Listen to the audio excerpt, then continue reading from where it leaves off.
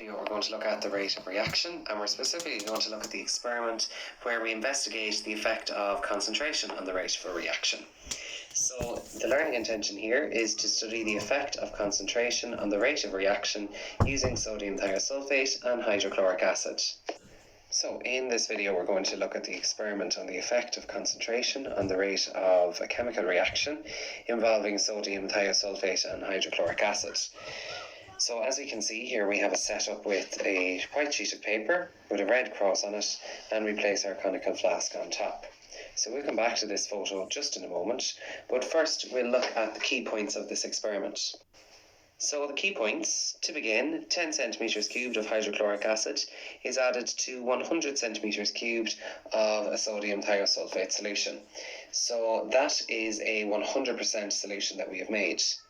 Once this hydrochloric acid is added to the sodium thiosulfate, we place it on top of the sheet of paper with the red X, and we time how long it takes for the red cross or the red X to disappear using a stopwatch. We then repeat this experiment, except this time we use our 10 centimetres cubed of hydrochloric acid with 80 centimetres cubed of sodium thiosulfate mixed with 20 centimetres cubed of water, and this creates an 80% solution. Again, we time how long it takes for the red cross to disappear using a stopwatch. We repeat this process each time for a 60% solution, and that 60% solution will contain 60 centimetres cubed of sodium thiosulfate and 40 centimetres cubed of water. We then do it with a 40% solution, which is 40 centimetres cubed of sodium thiosulfate and 60 centimetres cubed of water.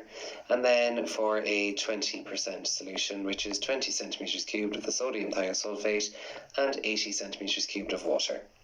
The results are put into a results table, and then we draw two graphs. Graph 1 is time taken versus concentration, and graph 2 is rate, which is 1 over the time taken versus concentration. So as we can see here now, our solution is a clear solution of sodium thiosulfate at the start, but once we add our hydrochloric acid, a cloudy suspension of sulfur will form over time and our red cross will become invisible. The results table for this experiment involves 3 rows.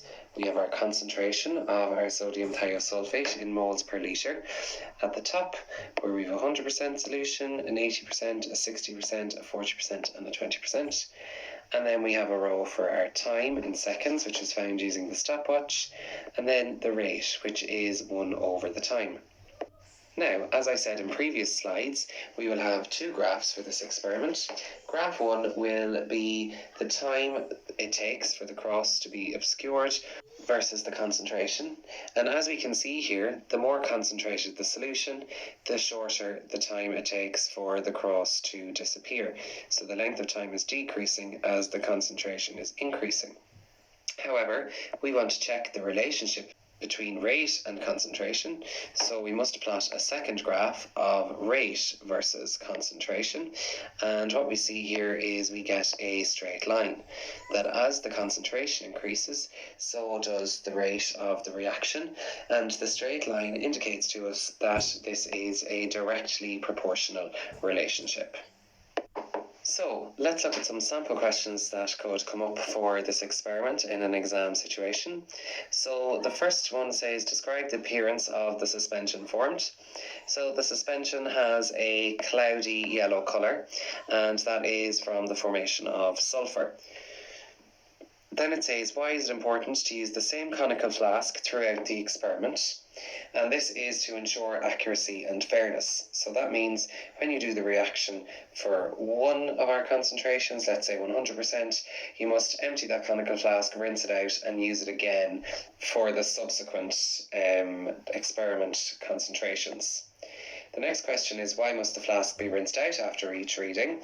And we rinse it out after each reading in order to avoid contamination for the next set of solutions from the previous concentration. So basically we don't want to mix our concentrations, we want them to be completely accurate, so we rinse out our conical flask with water. So we can say that time and rate are said to be inversely proportional. if, what does it mean? So basically, what does it mean to be inversely proportional? And if something is inversely proportional, it means that as the time is increased, the rate decreases.